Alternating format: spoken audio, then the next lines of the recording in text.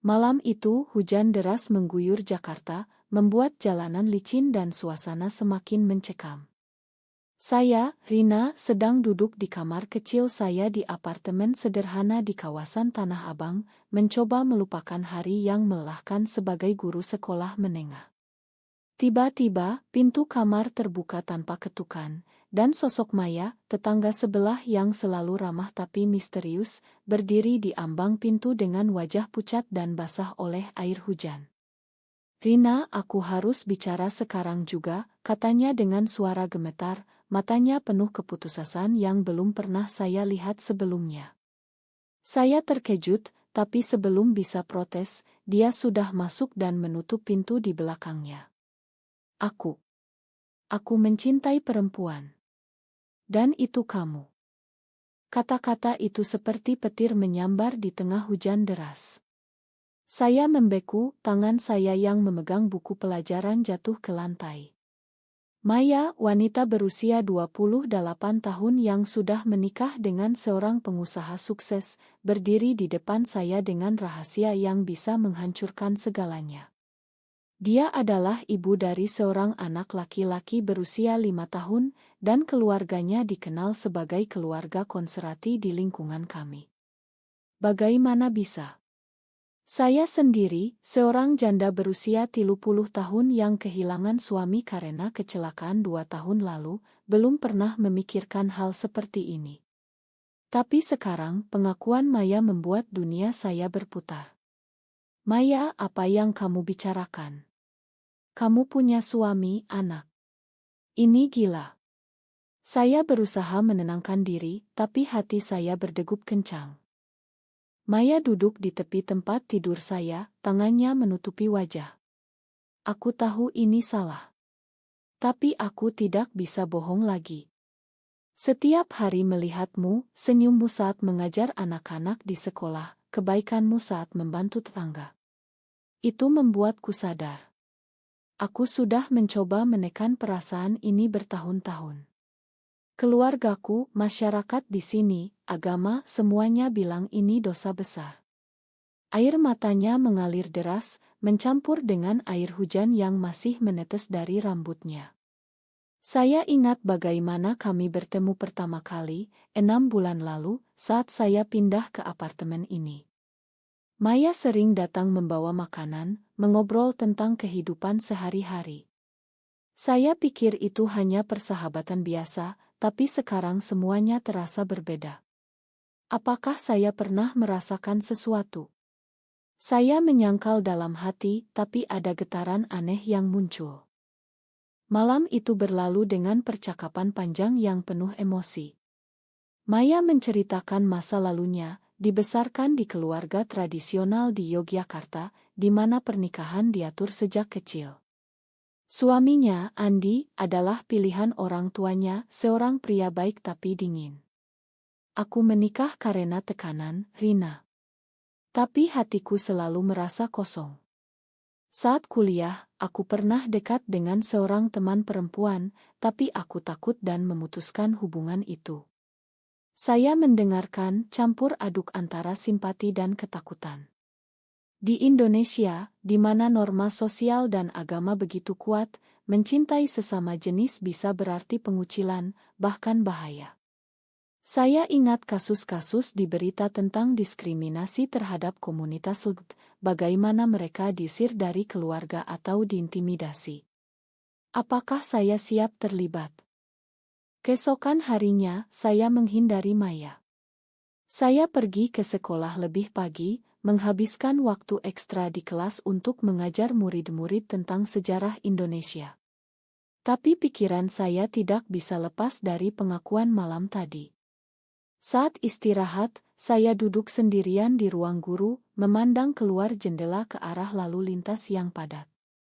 Apakah saya merasakan hal yang sama? Sejak kehilangan suami, saya memang merasa kesepian, tapi tidak pernah memikirkan perempuan. Maya cantik, dengan rambut panjang hitam dan senyum yang hangat, tapi ini bukan tentang itu. Ini tentang identitas, tentang melawan arus masyarakat yang menghakimi. Sore itu saat pulang, saya melihat Maya di koridor apartemen. Dia tersenyum lemah, tapi saya hanya mengangguk dan cepat masuk ke kamar. Malamnya, saya tidak bisa tidur, mempertanyakan segalanya. Beberapa hari kemudian, konflik mulai muncul. Andi, suami Maya, mulai curiga. Dia pulang lebih awal dari kantor dan menemukan Maya sering melamun. "Kamu kenapa sih akhir-akhir ini?" tanyanya suatu malam, suaranya terdengar di dinding tipis apartemen kami. Maya menjawab dengan alasan pekerjaan rumah tangga yang melelahkan, tapi saya tahu itu bohong. Saya merasa bersalah, seolah pengakuan itu telah membuka pintu neraka.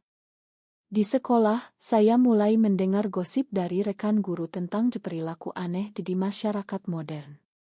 Seorang guru agama bahkan bercerita tentang bagaimana penyimpangan seperti itu harus diluruskan dengan doa dan pernikahan.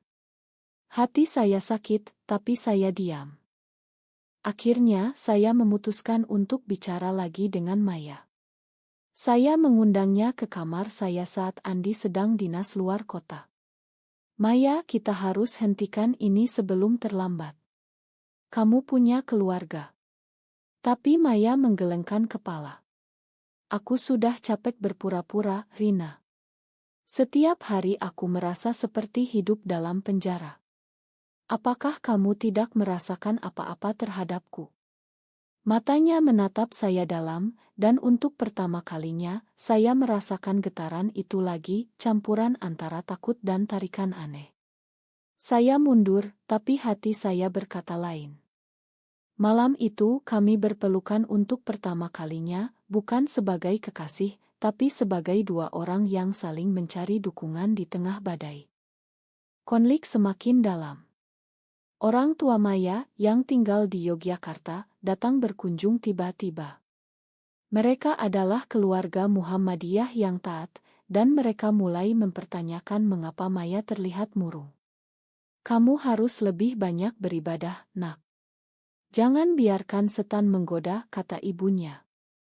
Maya tersenyum palsu, tapi di dalam, dia hancur. Saya melihatnya dari kejauhan, merasa tak berdaya. Sementara itu, di sekolah, saya mulai dihadapkan pada dilema etis. Seorang murid perempuan, berusia 16 tahun, mendekati saya dan curhat tentang perasaannya terhadap teman sekelasnya yang juga perempuan. "Bu, apakah ini salah?" tanyanya dengan suara kecil. Saya terdiam, ingat pengalaman saya sendiri.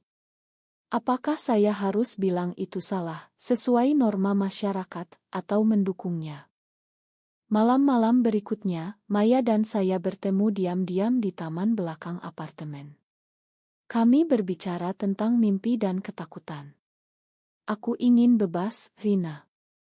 Tapi kalau aku cerai, anakku akan menderita. Keluargaku akan mengusirku." Saya menggenggam tangannya, merasakan kehangatan yang aneh.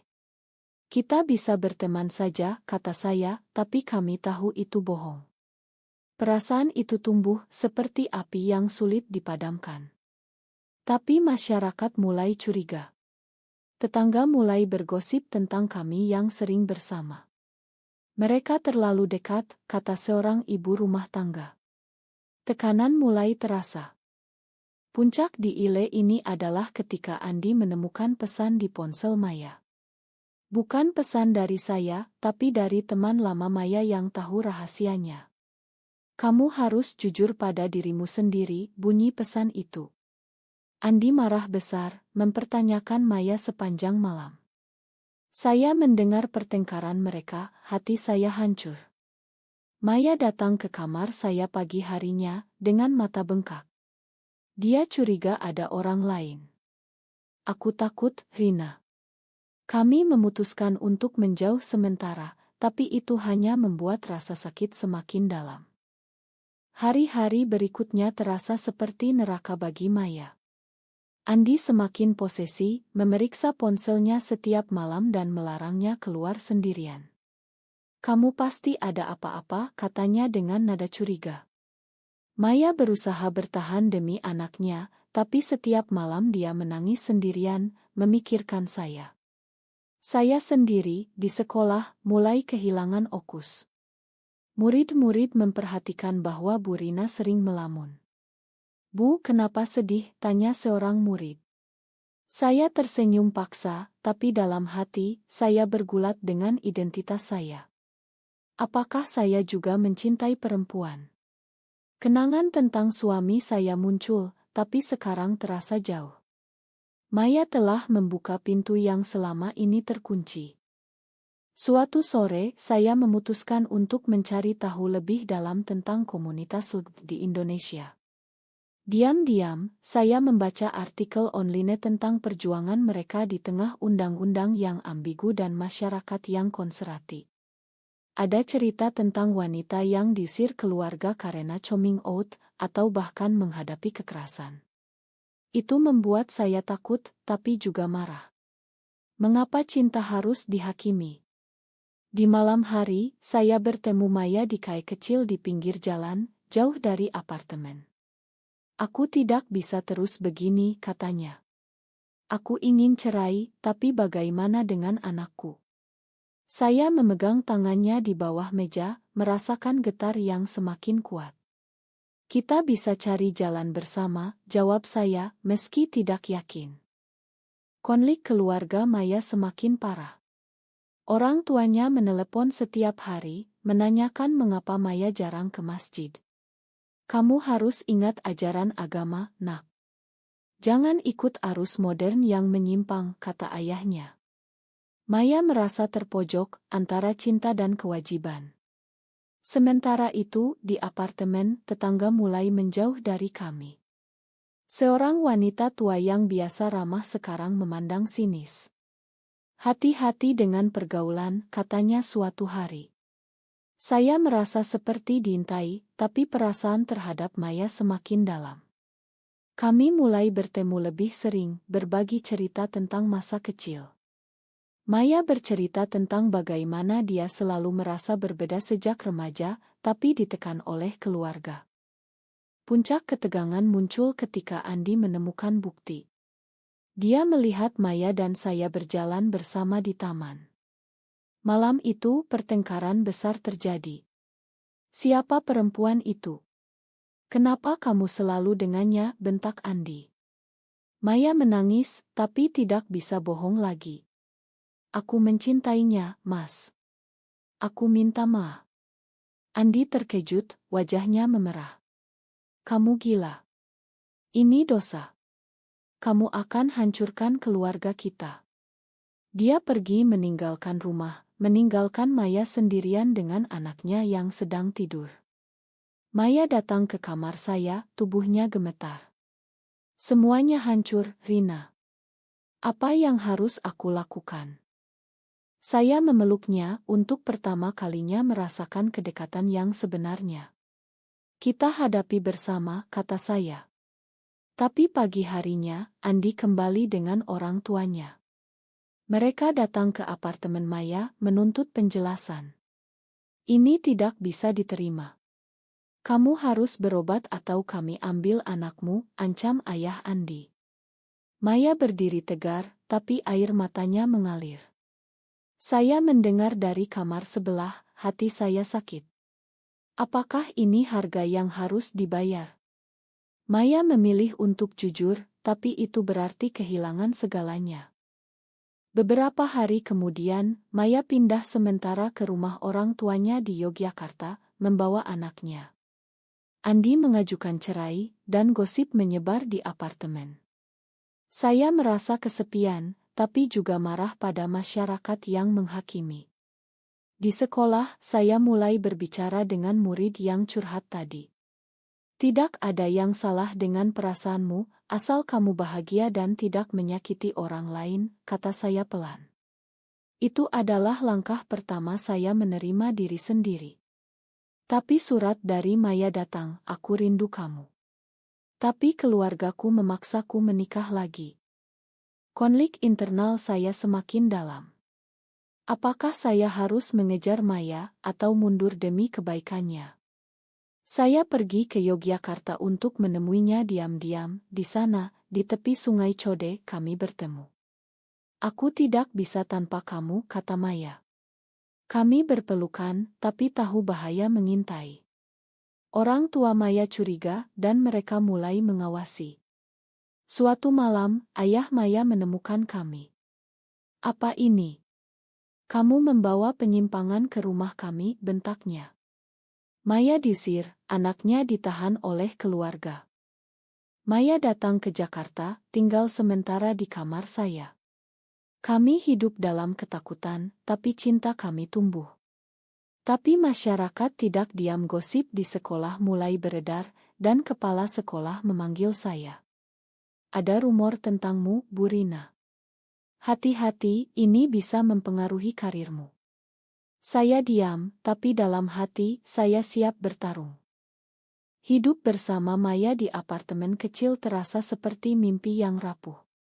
Setiap pagi, kami bangun dengan hati-hati, takut ada yang mengetuk pintu. Maya kehilangan hak asuh anaknya sementara, dan itu menyiksa hatinya. Aku ibu yang buruk, katanya sering, menangis di bahu saya. Saya berusaha menghibur, tapi saya sendiri bergulat dengan rasa bersalah. Apakah cinta ini layak untuk semua pengorbanan? Di luar, Jakarta terus berdenyut dengan kehidupannya yang sibuk, tapi bagi kami, dunia terasa menyempit. Konflik dengan keluarga semakin memuncak.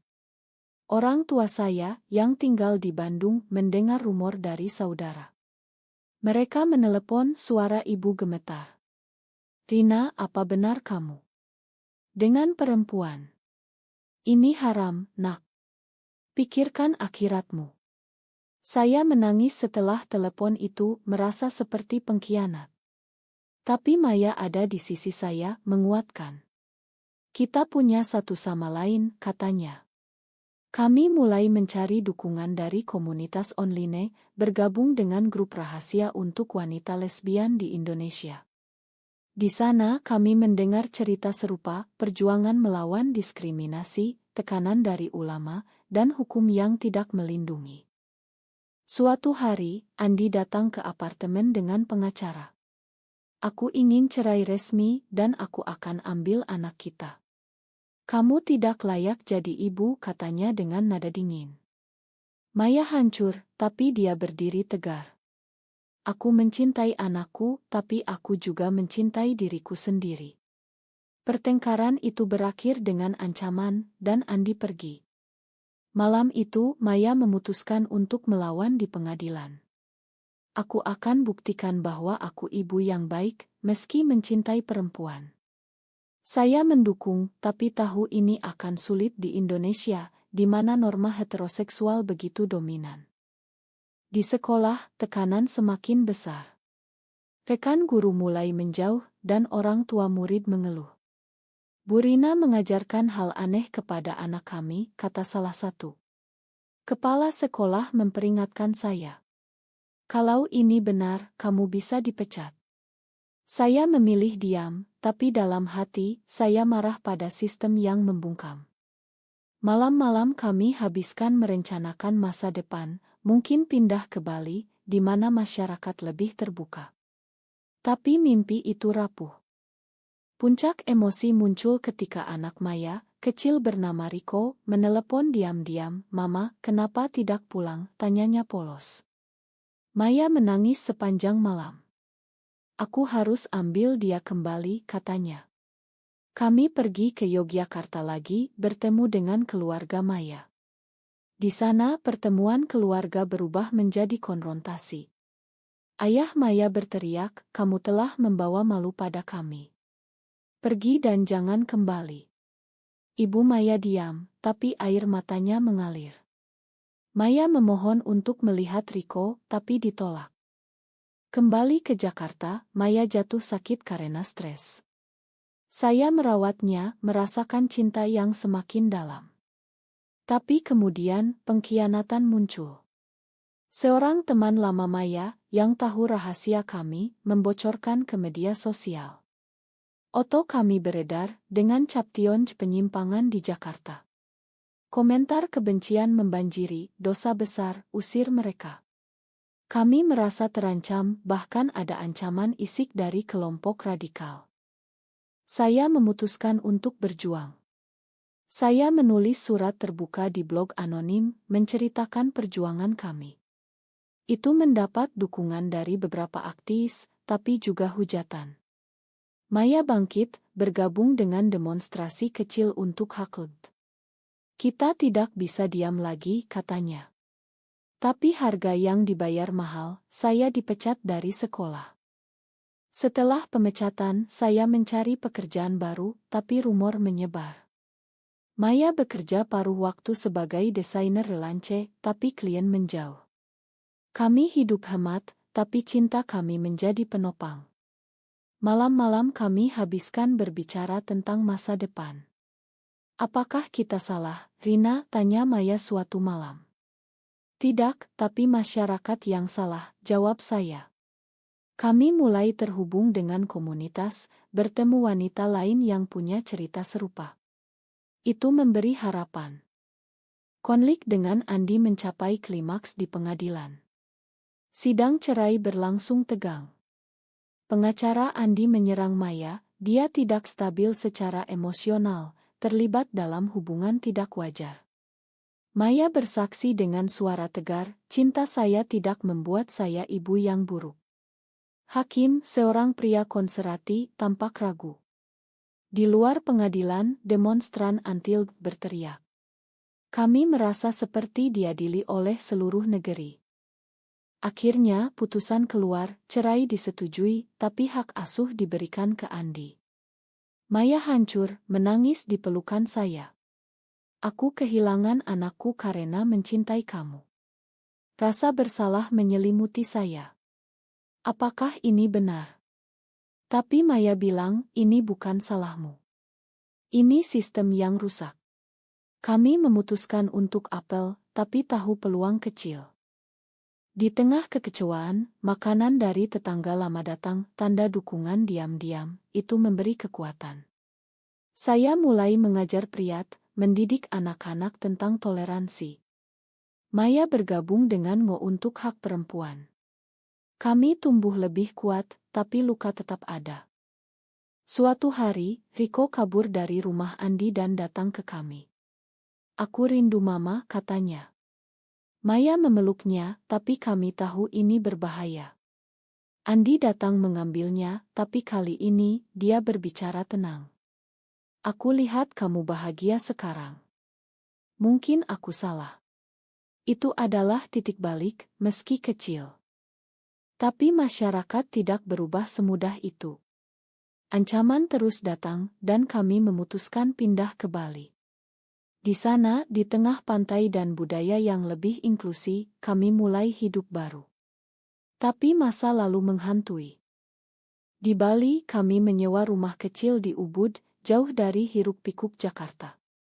Maya mulai bekerja di galeri seni, menyalurkan emosinya ke lukisan. Saya mengajar online, berbagi cerita tentang keberagaman. Hidup terasa lebih bebas, tapi luka dari kehilangan Riko tetap ada.